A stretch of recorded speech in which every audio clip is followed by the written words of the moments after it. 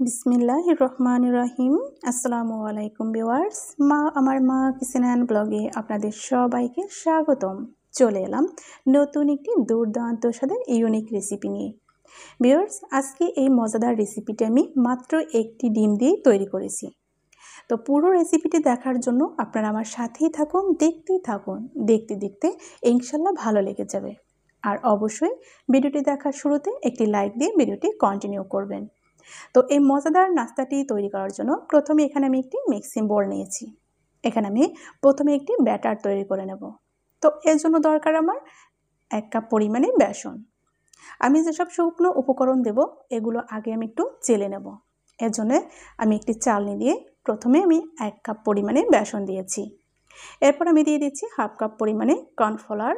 এখানে আপনারা কিন্তু ময়দাটাও ইউজ করতে পারবেন। আমি এখানে দিয়ে দিচ্ছি 1/2 চামচ পরিমাণে বেকিং পাউডার।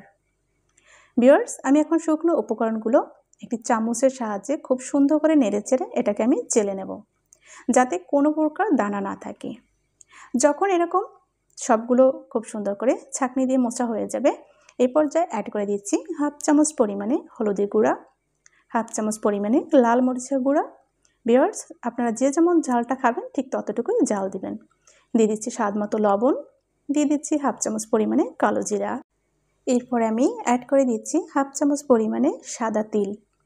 ভিউয়ার্স, এটা দিলে পরে কিন্তু নাস্তাটা যেমন টেস্টি হবে, দেখতেও কিন্তু দারুণ লাগবে। তো সব উপকরণগুলো কিন্তু এখন আমি একটি চামচের সাহায্যে ভালোভাবে নেড়েচেড়ে মিক্সড করে নিচ্ছি, যাতে সব উপকরণগুলো মিক্সড হয়ে যায়। ভিউয়ার্স, আপনারা অবশ্যই লাইক দিয়ে ভিডিওটি দেখবেন এবং আপনাদের সুন্দর মতামত কমেন্টের মাধ্যমে জানাবেন। আর অবশ্যই চ্যানেলটি সাবস্ক্রাইব করে চ্যানেলের সাথে যুক্ত হয়ে এই দুর্দান্ত স্বাদের নাস্তাগুলো আপনারা দেখতে থাকবেন সব সময়ের জন্য। ভিউয়ার্স, এখন আমি অল্প অল্প পানি দিয়ে একটি খুব সুন্দর স্মুথ একটি ব্যাটার তৈরি করে নেব।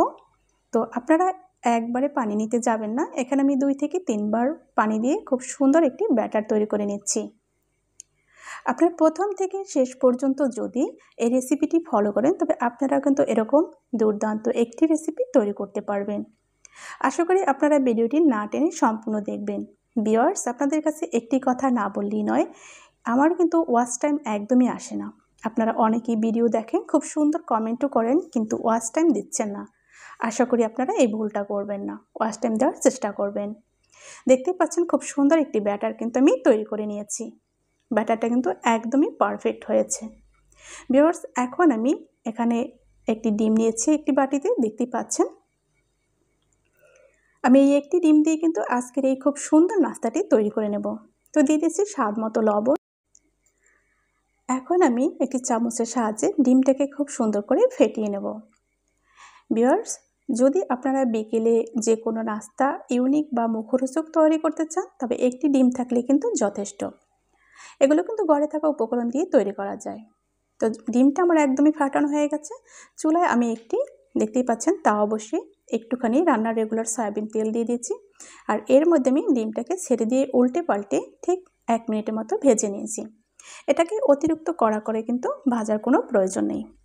তো ডিমটাকে ভেজে আমি সরাসরি বোটের উপর নিয়ে এসেছি, দেখতে পাচ্ছেন। এখন আমি খুব সুন্দর করে একটি ডিজাইন করে এই ডিমটাকে আমি কেটে নেব। তো এই জন্য এখানে আমি একটি কুকি কাটার ব্যবহার করেছি। আপনারা চাইলে কৌটার মুখ দিয়েও কিন্তু কেটে নিতে পারেন, যদি হাতের কাছে আপনাদের এরকম কুকি কাটার না থাকে। এই কুকি কাটার দিয়ে কেটে নিলে কি হয়, একই রকমের সমানভাবে সবগুলো কাটা যায়, দেখতেও নাস্তাগুলো খুবই সুন্দর লাগে। তো দেখতেই পাচ্ছেন আমি কোন সাইজে কেটে নিয়েছি। আপনারা চাইলে একটু ছোট বা বড় করে কেটে নিতে পারেন। তো এগুলো যখন এরকম একই মাপে কাটা হয়ে যাবে, সব নাস্তাগুলো তুলে আপনাদেরকে দেখাচ্ছি। আমি কিন্তু একই মাপে সবগুলো কেটে নিয়েছি। ডিমের বাড়তি অংশটুকু আমি তুলে ফেলেছি, দেখতে পাচ্ছেন সবগুলো খুব সুন্দরভাবে কাটা হয়ে গিয়েছে। আমি যে বেসনের ব্যাটারটা করে রেখেছিলাম, এখন ওই ডিমের যে আমি পিসগুলো এই ব্যাটারের মধ্যে দিয়ে দেব। যখন এরকম দিয়ে দেব তখন চামচের উপর দিয়ে খুব সুন্দর করে এই যে ব্যাটারটা লাগিয়ে দিচ্ছি। আপনারা চাইলে এই কাজটি হাত দিয়েও করতে পারেন, তবে আমি চামচ দিয়ে করেছি। আপনারা কিন্তু আপনাদের স্বাদের মতোই কাজটি করতে পারবেন। এরকম যখন ব্যাটারটা লাগানো হবে তখন আমি দিয়ে দেব গরম তেলের মধ্যে। তো এর জন্য চুলায় আমি একটি প্যান বসিয়ে পর্যাপ্ত পরিমাণে রান্নার রেগুলার সয়াবিন তেল দিয়ে আমি কিন্তু একটু হালকা গরম করে নিয়েছি তেলটা। চুলার আঁচটা নর্মালে রেখে আমি একে একে সব নাস্তাগুলো তেলের মধ্যে দিয়ে দেব। ভিউয়ার্স, দেখতে পাচ্ছেন সব নাস্তাগুলো কিন্তু তেলের মধ্যে দেওয়া হয়ে গিয়েছে। যখন 30 সেকেন্ডের মতো হয়ে যাবে ঠিক তখন আমি এগুলোকে উল্টে পাল্টে ভেজে নেব। তো আমি উপর থেকে একটু তেল ছিটিয়ে দিচ্ছি এবং নাস্তাগুলো কিন্তু উল্টে দিচ্ছি। একইভাবে কিন্তু নাস্তাগুলো অনেকক্ষণ রেখে দেওয়া যাবে না, তবে এক সাইড খুব সুন্দর কালার চলে আসবে এবং কি পুড়েও যেতে পারে। তো এই জন্য উল্টে পাল্টে ভেজে নিতে হবে। যখন পছন্দ মতো একটা কালার চলে আসবে ঠিক আপনি তখনই তুলে নিতে পারবেন। ভিউয়ার্স, এই নাস্তাটা কিন্তু খেতে খুবই টেস্টি, খুবই মজাদার আর অনেক লোভনীয় হয়। এটা হেলদি একটি নাস্তা এবং মুখরোচক। আপনার বাচ্চা থেকে শুরু করে সব বয়সেই কিন্তু এটা পছন্দ করবে। তো আশা করি আপনাদের যে কোনো মুহূর্তের আড্ডায় কিন্তু এরকম একটি মুখরোচক মুচমুচে নাস্তা থাকলে কিন্তু আপনাদের আড্ডাটা দারুণ জমে যাবে।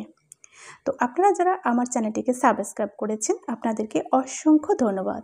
যারা এখনও আমার চ্যানেলটি সাবস্ক্রাইব করেননি তারা এখনই আমার চ্যানেলটা সাবস্ক্রাইব করে চ্যানেলের সাথে যুক্ত হয়ে থাকুন।